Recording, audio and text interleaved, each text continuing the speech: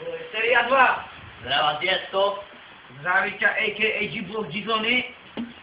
No, nachádzame sa teraz v New Yorku. No, pozrite sa. Počasie je tu na piču. Tak jak furt, celý život je na piču.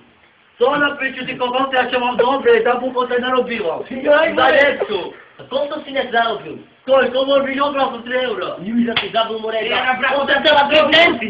Zajapuj mi brachu, dám ti to, písam Bohu.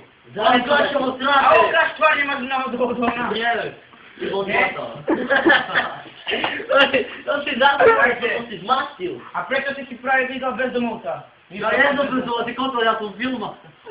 More, ale pamätáte nie, jak sa vtedy stalo nám to? Jo. More, to mi hodil vtedy. On! Teraz som to zrazu zvalil, sláva. No, je, to sem. Prečo si práve vybral... Víš to ako, prečo si práve vybral rap? No, A nerok? preto vyjadril svoje city. A ku komu? Ku Lilinke alebo k tomu? Nie, ku všetkým. A hlavne ku bezďakom, jak som.